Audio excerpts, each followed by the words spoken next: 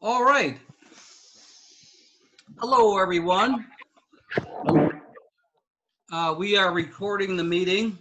How many of you go back and look at the YouTube of the meeting? I do. Okay. I was going to last week, but it didn't get recorded. No, because we had a non-meeting. That was the worst meeting we ever had. But it was okay. So, summer cash raffle. Everybody has their tickets, right? Yes. Okay. Who doesn't think they can sell 20 tickets?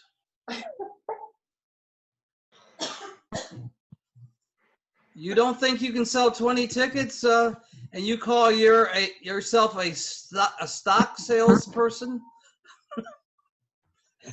You can sell 100 tickets.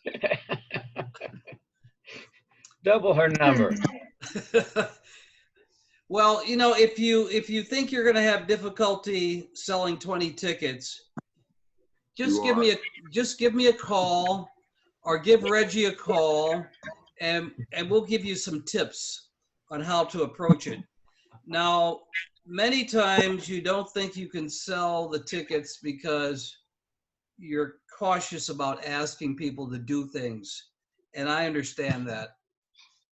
But I also understand that a lot of people want to help causes like the Rotary, and we don't talk about buying tickets.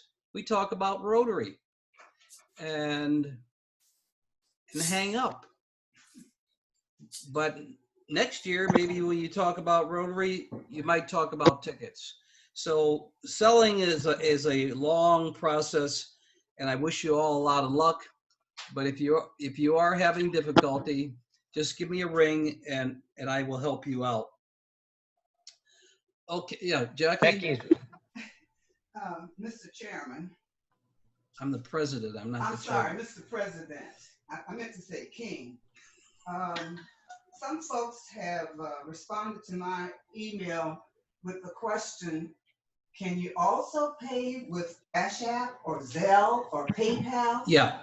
I know you can, but that needed to have been included in your marketing letter. Okay. Oh, we'll take that under advisement. Thank you.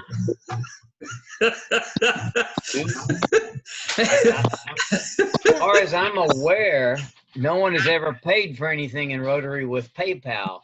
So I don't know if we have a mechanism for doing that or not. Well, that's to pay me Well, through PayPal. Well, to pay the individual. Yeah. I've had a few people pay me with Zelle. But it's just a matter of getting the money to you, and then you get the money to Paul. So do not turn down any money simply because somebody has their own electronic way of making their It payments. should be part of the marketing program. All right, we got that. We got that. Okay, Al's over there having a. All right, there are a couple of things that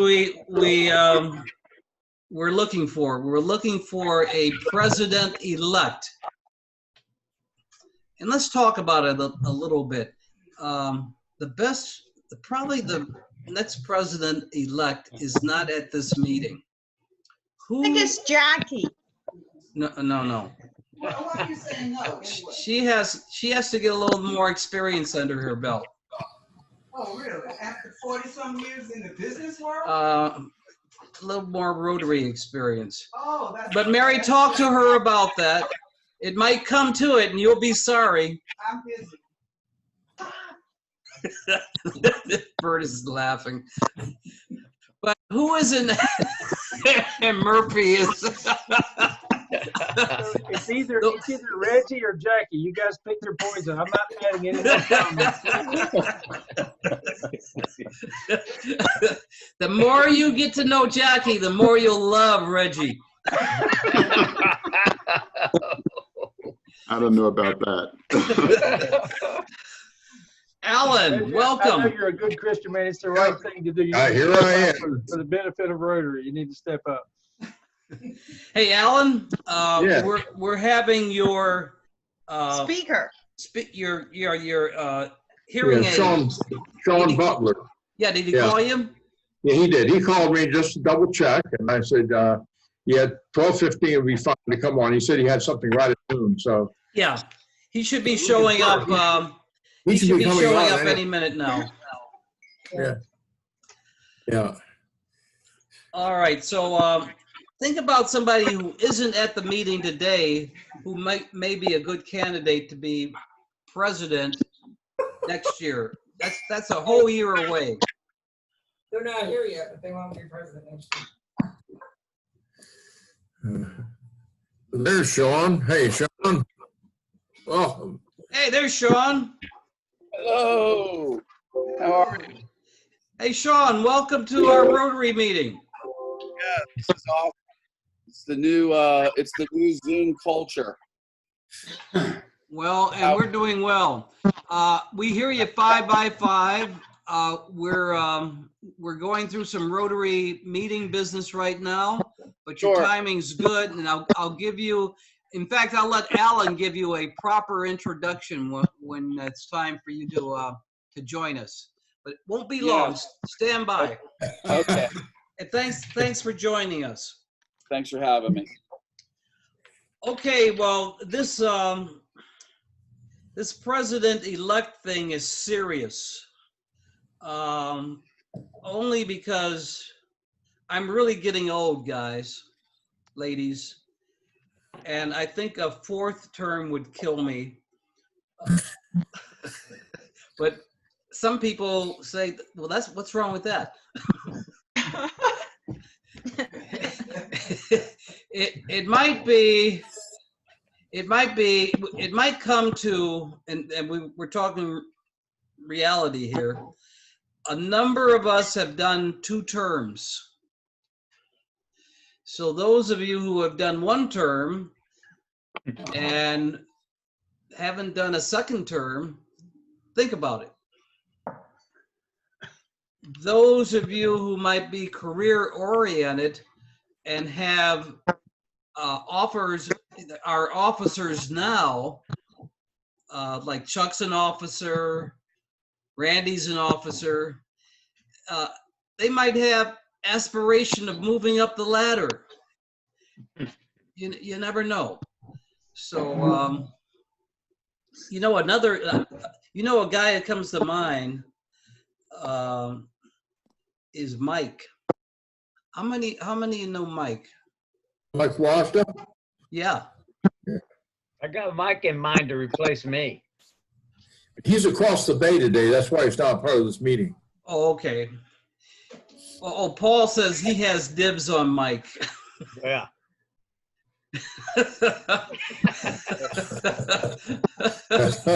Bill Murphy raised his hand. Thank you, Bill. No. I have a question.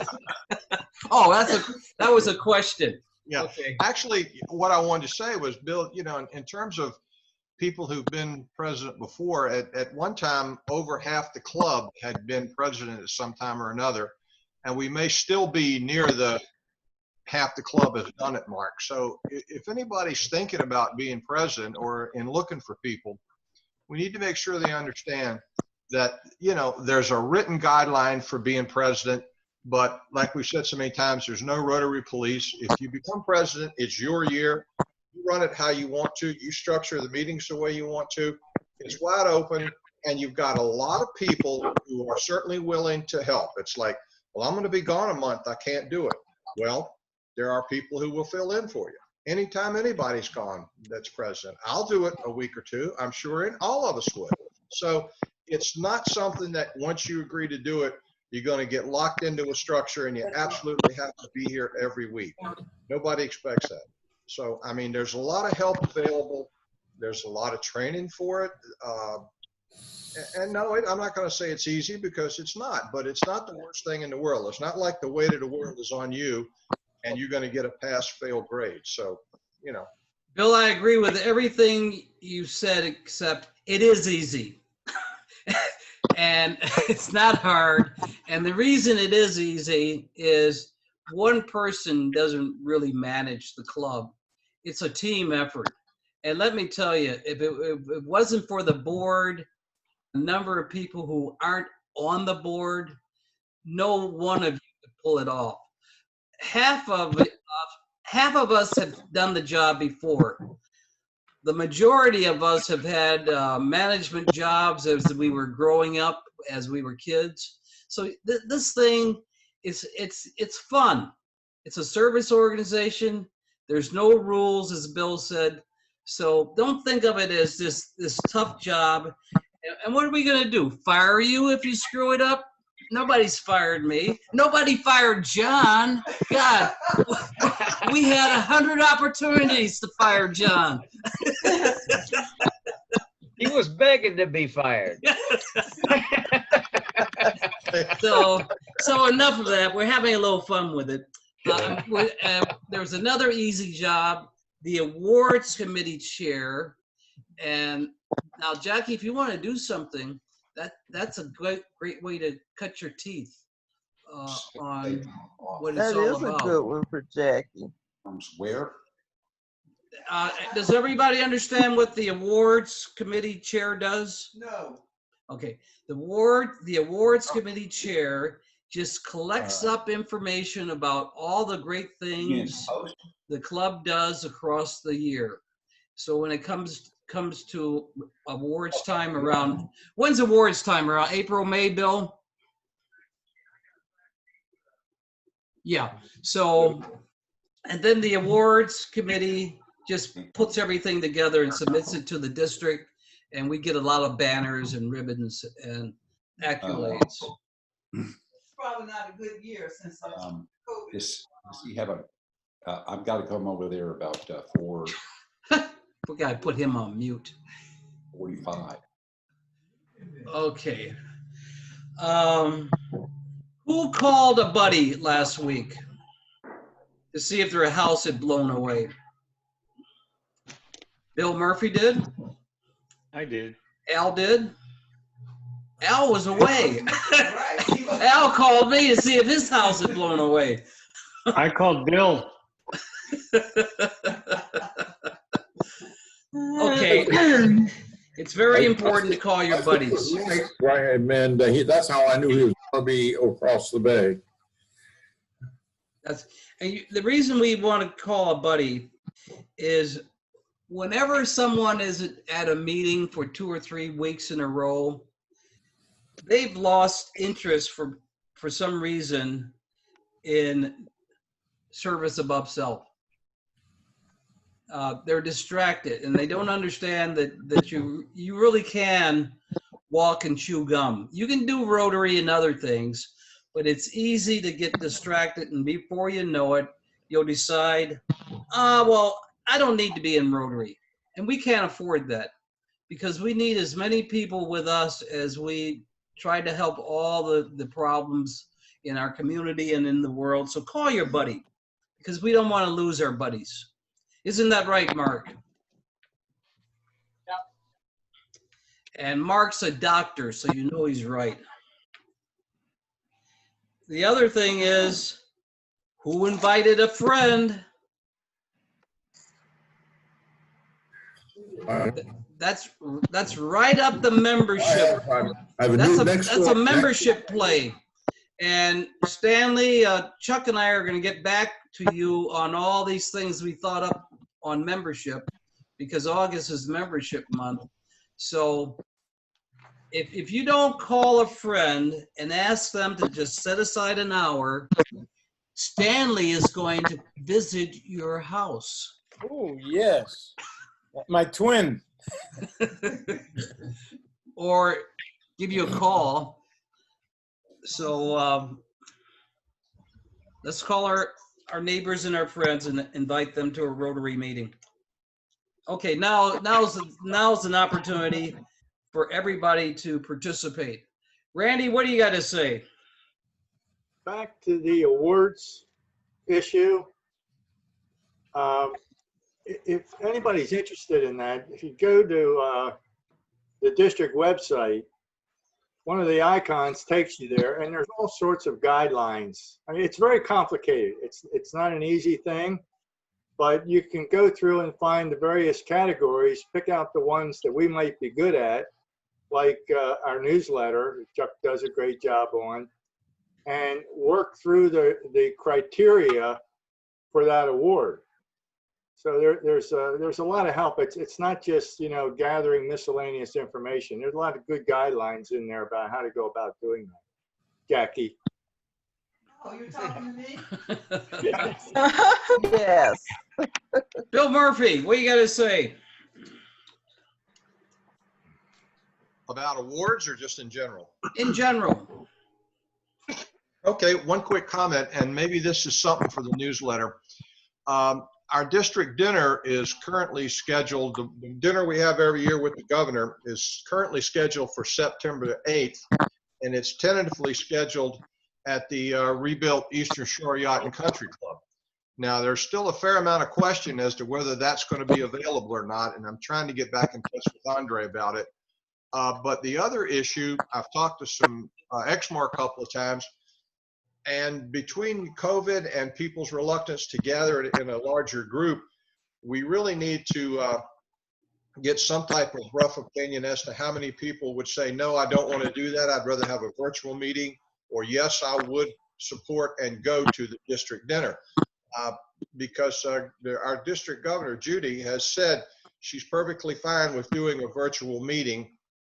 She's done several of those already, so she's fine either way. But I'd like to get some, even if not every single member, some general feel for, does the club feel like on September 8th, somewhere, maybe at Eastern Shore, that we should be able to congregate for a group dinner, which usually is 80 to 100 people, or would you feel more comfortable doing a virtual meeting? And would you participate in either one? I mean, I'd like to be able to tell Andre, look, about half our club says they don't want to do it. They'd rather do virtual, or 2/3 of us would support it, or 2/3 of us wouldn't. So think about that, and maybe Chuck, if you get a note in the newsletter about it, and we could probably also bring it up next week at the club assembly. We need that information because I've got to get with Andre pretty soon and see if we can't decide how we're going to do it. You know, Bill, we might combine that with Randy's survey. That would be fine. Hey, Bill, Uh-huh. do you get any idea of what Andre was thinking? How many they had? The last time I talked with him, which is probably about 3 weeks ago, he was still in favor of proceeding with trying to have it in person, but a lot of it depended on whether the country club was going to be available, because our schedule is virtually the second event once they're supposed to be open.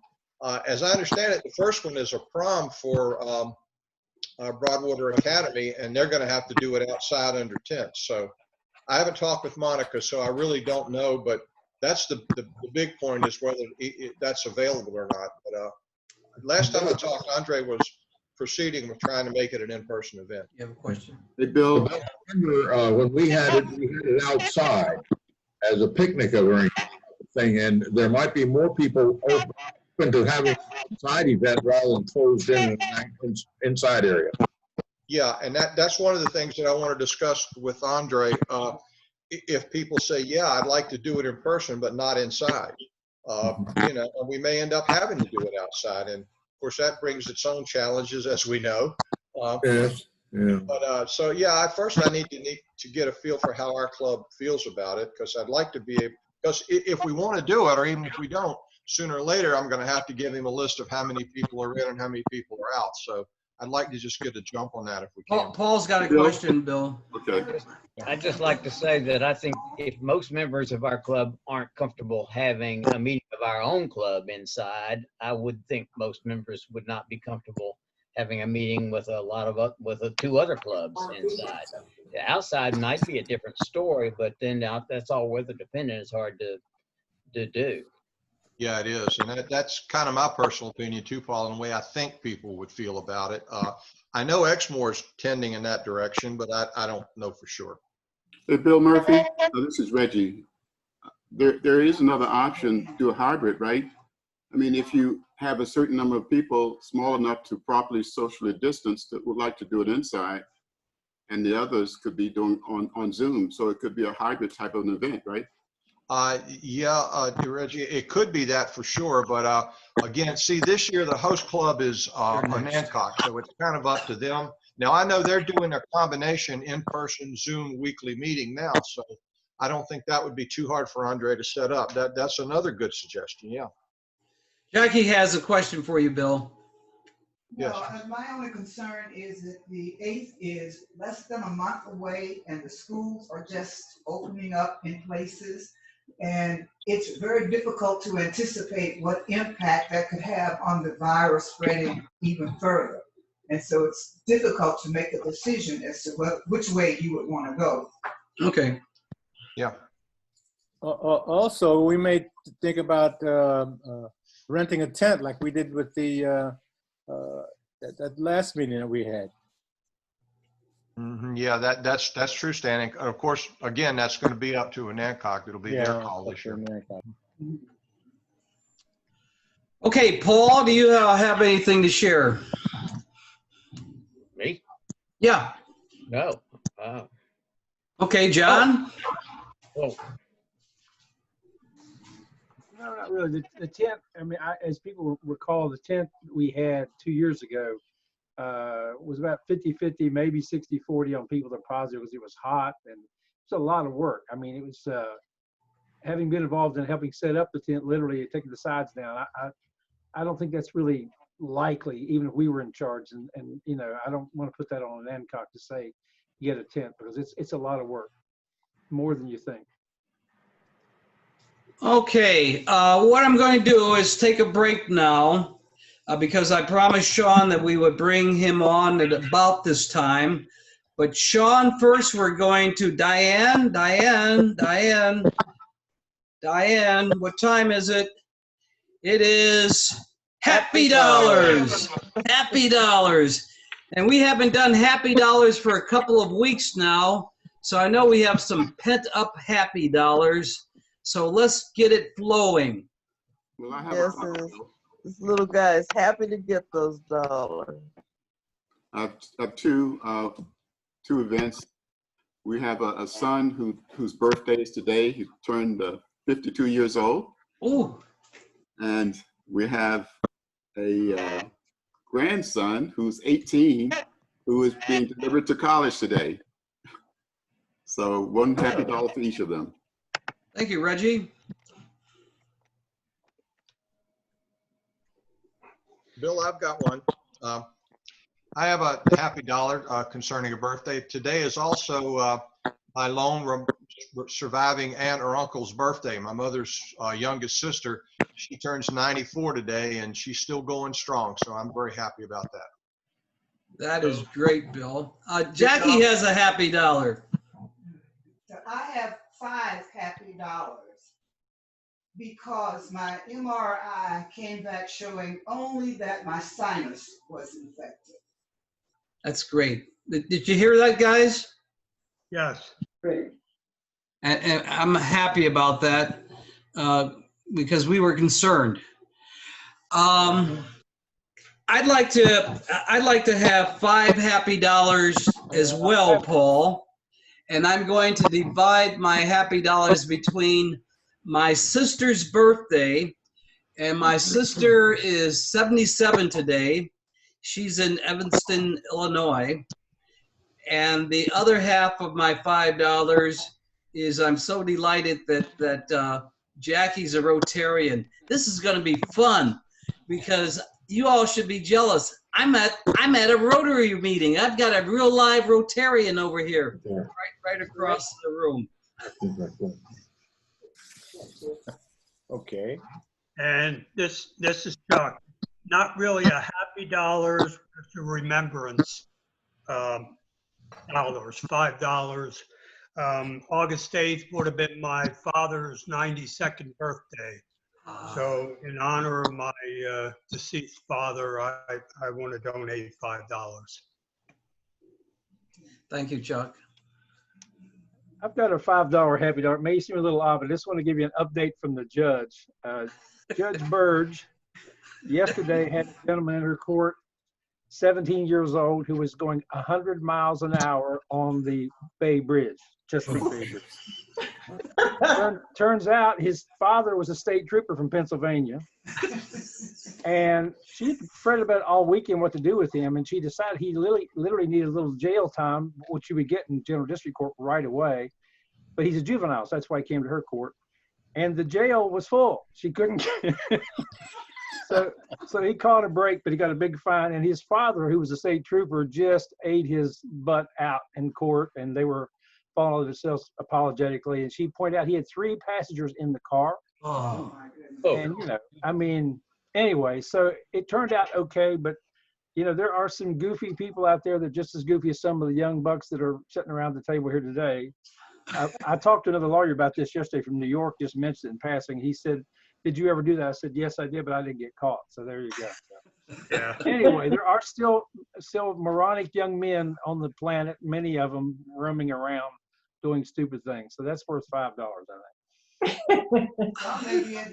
Okay, we're going to, this is a last warning because we're going to bring Sean on in 30 seconds. Any other happy dollars? I've got 5 happy dollars that both of my granddaughters have made it back to school. One in Utah and one in Omaha, Nebraska, including the trips to motels on the way and avoiding the virus, and all went well. So that's good news. That's delightful. Alan, you're under the gun. You're in the limelight. You have the honor of introducing our guest speaker, Sean Butler. Spread it on thick. Spread it on thick, Alan. Okay, I've known Sean for several years now, and he, a number of years ago, started a business here on the Eastern Shore, Shore Hearing, and had moved from, I guess, a contractor operation to one in which he decided to do a little bit more inside activity with people. And so he moved into the hearing area. And so for several years, my primary hearing specialist. And during this time, while building his business on the Eastern Shore, he's also been operating as a hearing specialist over at Sam's Club in Virginia Beach. So he's doing a lot of commuting to Virginia Beach over the last years. While he built his business, he has his office up at Nassawattix at Ray Fields, at the pharmacy there. And but he does personal home calls because he's local and he can get around. So I've often had him in for adjustments to my hearing aid in terms of sensitivity and volume, you know, various things. And so he's been very responsive and been available at any time by way of his mobile phone. So with that as an introduction, I'm just going to turn it over to Sean to give us a little more background on hearing and the developments and the technology changes that are occurring in this field. So Sean, take it away. All right, thank you, Alan. You pretty much said it all. I don't know what else I can add to that. Yeah, thank you, Alan. Appreciate it. Yeah, me and Alan have become good friends, and I like to think that that's what happens with most of my patients. And as Alan said, what's that, Alan? Speak up so we can all be sure. Can you hear me? No? Okay, hang on. Let's see here. I got these headsets on. Can you all hear me? Just give me a nod if you can hear me. Okay. Turn it up, you say, Bill? No, you're good. I'm good. Good. The thumbs up. Okay, good. Okay. Generally, people are telling me I'm talking too loud. So as Alan was saying, just a little bio about me. I wasn't always a hearing specialist. I am licensed in the state of Virginia. About 10 years ago, I got into this field, and I was a contractor before that. So I was around a lot of noisy stuff and got a little bit of hearing loss myself as a result of some of my activities. I was working across the bay. I had a nice job over there with Sam's Club as a hearing specialist. But COVID finally made that decision easier for me to walk away from that job. Nothing bad about the job, but my goal inevitably was to focus my efforts here on the shore. This is where I live. I've been here for about 35 years now. And traveling back and forth across the bay was just a lot. I was doing that 5 days a week, and seeing people here on the shore on the weekends and the evenings and the mornings. So now my focus is entirely on the Eastern Shore. We were in Rayfields for a long time, but we just kind of outgrew that. So our office now is up in Accomack, up on Front Street, right there near the courthouse and the police department, right there on 233-65 Unit A, next to the Veterans Administration Building, actually, which I haven't seen them since COVID, but that's where we're located. It's a nice location. My wife works with me. She's a nurse. So our office is open for visits. We do that very strategically right now with this environment that we're dealing with. So we are practicing some pretty stringent protocols, universal precautions to keep ourselves safe, to keep our patients safe. So if folks want a visit in the office, that is definitely available. And right now we're just seeing really 2 people a day. We'll see somebody in the morning. That gives us plenty of time to clean up and sanitize behind all the surfaces and clean the floors. I mean, my wife is, well, as they say, a germ freak. So she's very helpful to me in that area. And then we'll see somebody in the afternoon. But most of our focus is on this mobile aspect, as Alan was mentioning. I probably do 90% of what I do on the road. I come to people's homes. And when I come to people's homes, I'm practicing, precautions, wearing PPE, masks, gloves. So that's what most people want from us. They appreciate the fact that we'll actually come see them. So we can actually do the tests in people's homes. We have mobile equipment. But if they're not comfortable with that, certainly they can schedule an appointment. We do free otoscopy and free hearing testing right now. That's what's going on right now. And what is otoscopy? Basically, we'll look in your ear and make sure there's not something physically that going on that you need to see a doctor about. And we are, as time goes on, it does seem like we are becoming more and more integrated with a number of the doctors here on the shore. A lot of what we're getting these days is referral, which is nice as far as I'm concerned. That's my favorite kind of way to practice or do a business is that people talk about us and refer us. So we get a lot of people in the medical community sending them to us for hearing tests, which is really nice. And that seems to be getting a lot of traction. We do repairs on all makes and models. So if there's anybody sitting here wearing a hearing aid and you're thinking, well, I got my hearing aid across the bay, or I got it before I moved here, and you're looking for a repair or service, we service just about every make and model on the planet. We have tech available, obviously. That's what we do. Obviously, we're selling hearing aids. A lot of what people are looking for these days with hearing aids is stuff that can integrate with their technology. So like I'm looking at all of you, and I would say you might not feel like you are, but you're all pretty technologically advanced. You're sitting here in a Zoom meeting, and that's something that a lot of folks are just not, either not able to do or they're unaware of it. So that's something we're offering folks too, is telehealth. They need to see us, or they want to see us over Zoom or FaceTime or WhatsApp or Google Meet. I mean, there's just so many platforms now, but I like Zoom personally. I've found a lot of use in this. FaceTime is nice as long as the other person on the other end is using an iPhone. Alan uses an iPhone, and the hearing aids that Alan wears are connected to his phone. So he's able to receive his phone calls. He's able to make adjustments. There's an app actually that's built into the phone. And that's been pretty beneficial for you, hasn't it, Alan? You've liked using that app along with your hearing aids? Yeah, I see your mouth moving, but your mic's not on. He's doing good. I do this all the time. I forget to turn my He's turned mic on now, Sean. Oh, good. There you go, Alan. Now we can hear you. So, and sometimes those apps can be a little wonky.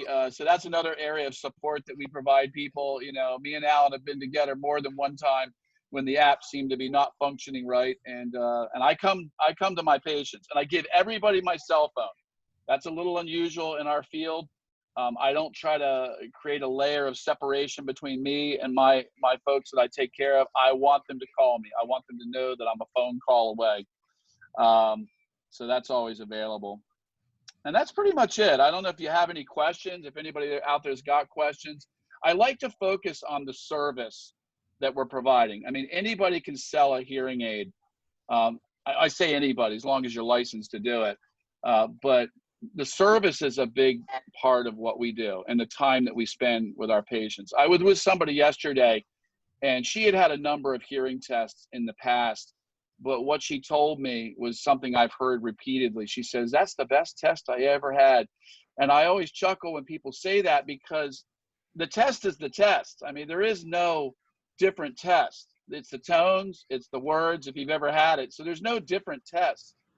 But what's different about what we do, or what I do, is I spend time explaining the test. So we probably were there together. I mean, the test was over in 15 minutes, but we probably spent an hour together. And she really appreciated that, because it helped her to make a decision about what to do. She felt more informed. And that to me is important, to take that time and explain the audiogram, explain the test result. We're not diagnosing anybody here, but I want people to understand the test. You know, degree of loss, you know, word recognition is something I feel is very important.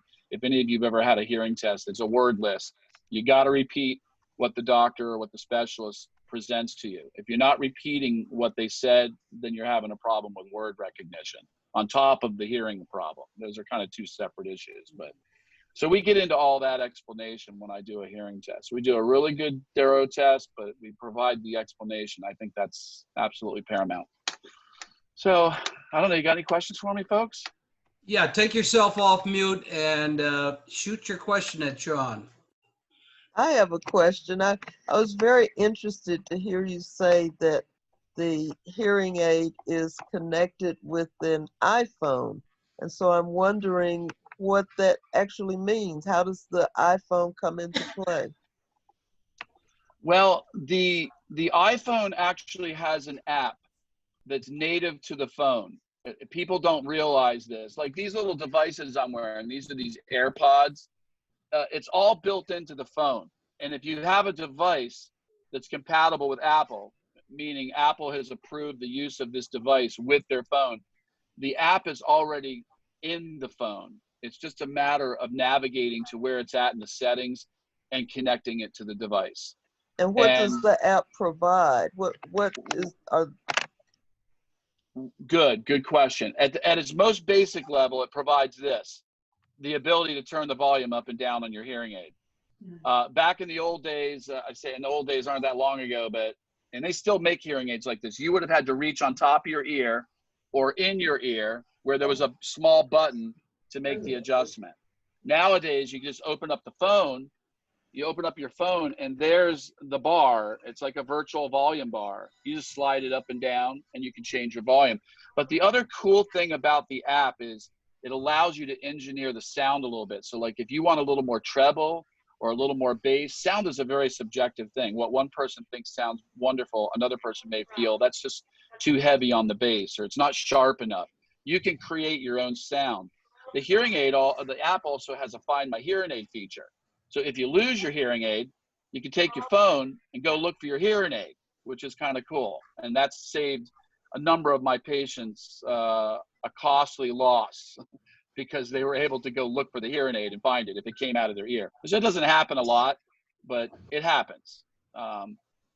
Yeah, and the other thing that's really nice too, on top of that feature I just told you, Find My Hearing Aid, you can program the hearing aid so that when you're in a certain location, the hearing aid knows where you're at because you're with your phone, and it will put you into those settings that you created for that particular location. So if you go to church and there's high ceilings and there's a certain acoustic to that, and you created a program that makes the sound just right for that environment, it'll remember where you were, or a restaurant, or a pub, or somebody's home that just has a certain sound quality to it, or your home, for instance. And most people will end up doing that. They'll end up making kind of a recipe of sound that sounds perfect for their home. And 90% of the time, that's probably where you're going to be in that particular setting. So that's kind of a nice feature too.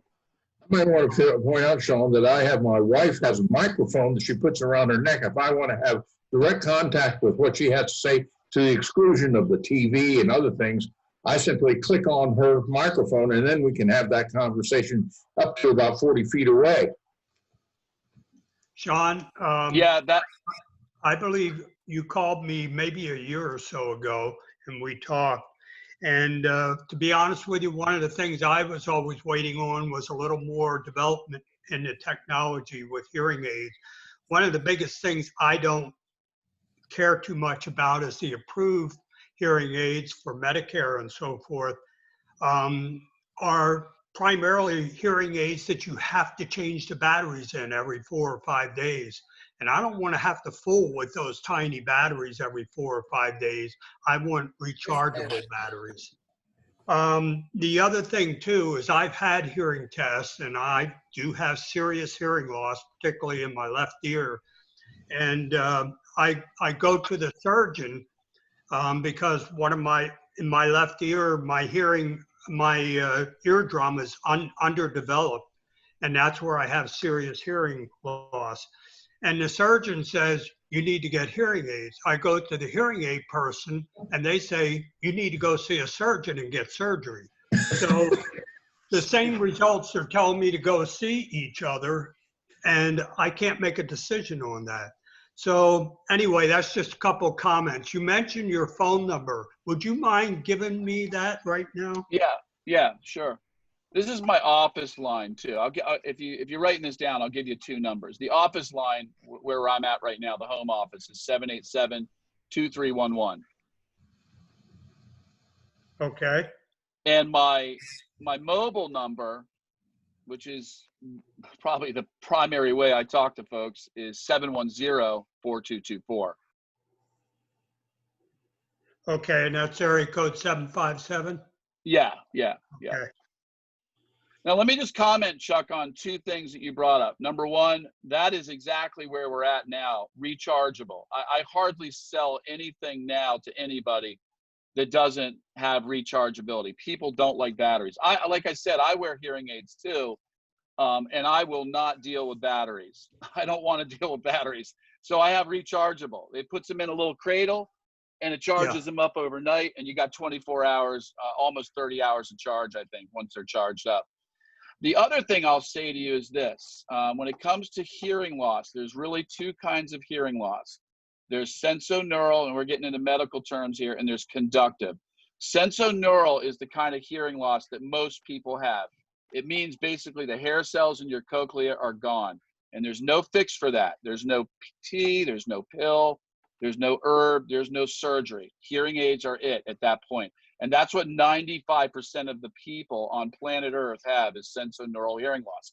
Now, some people have conductive problems, meaning something isn't functioning physically right, like the eardrum or the little bones behind the eardrum.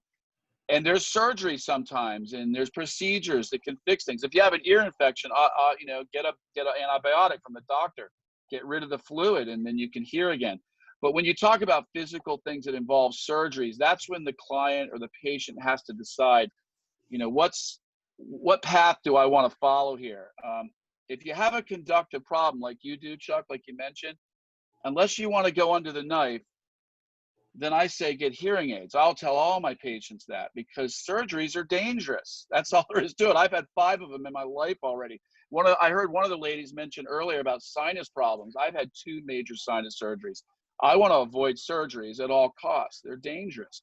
And sometimes they're necessary, obviously. I mean, in my case, it was. I was going to die if I didn't have the sinus surgery, so I had to do it. But hearing loss is a little bit of a different thing. Sometimes hearing loss can be corrected, even when it's conductive, simply by getting a hearing aid. And that's a lot less expensive and a lot less risky.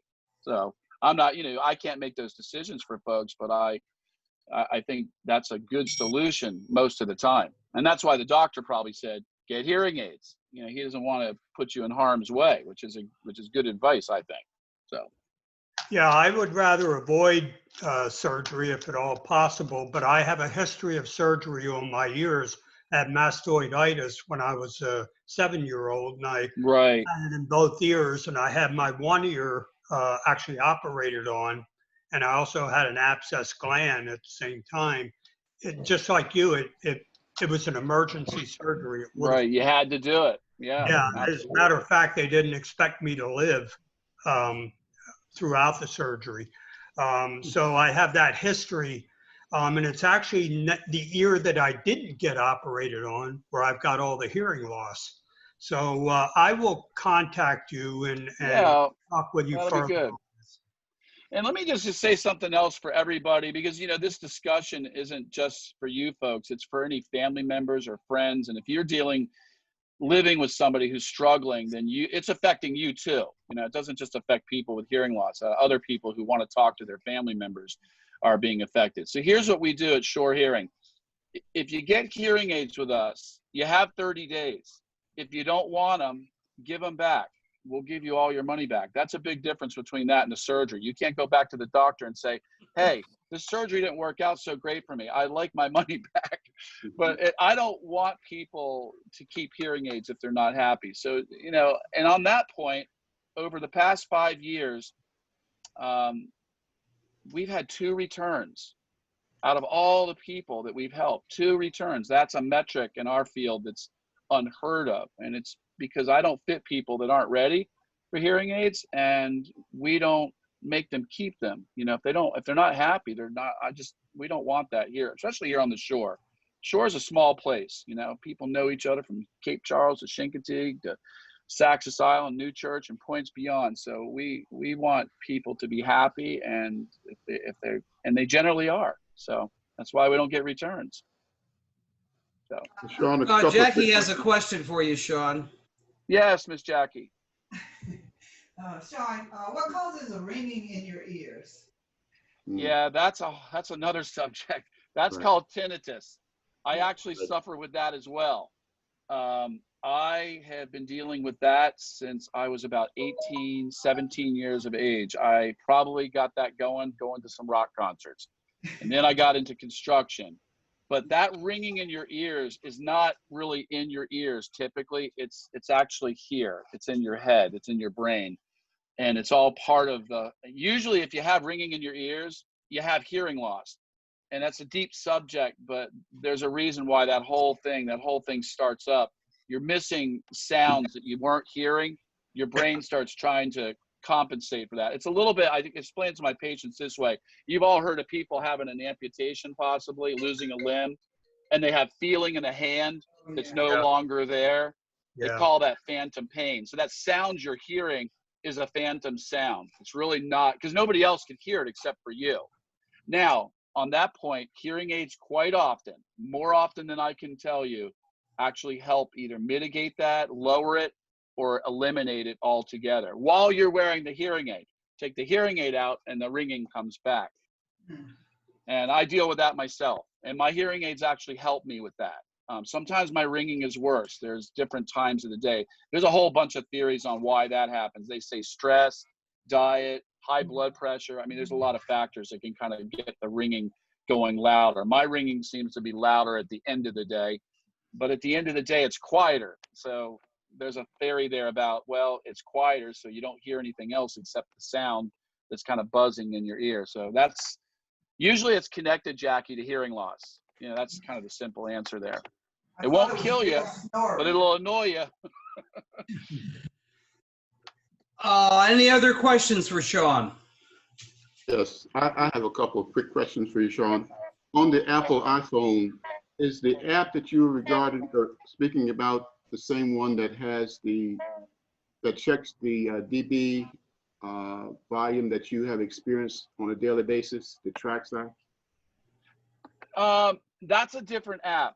And I actually have that set up on my phone as well, because once again, you know, being in the field I'm in, I have a heightened, I guess, sense of protecting my own hearing because I know what can go wrong. And I don't want to expose myself any further to noise. The rock concert days are over for me, you know.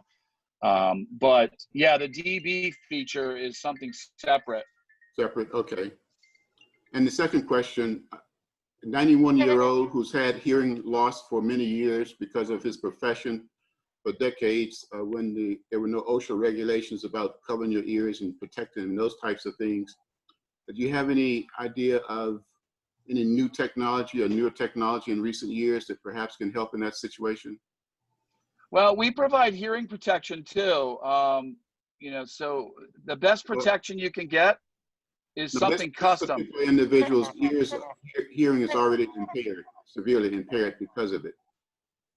Well, I would still look. I tell my patients this when I get done explaining the audiogram to them, and generally it's not the best news. You know, I have to tell them, you know, how much loss you have, how much hearing really kind of remains.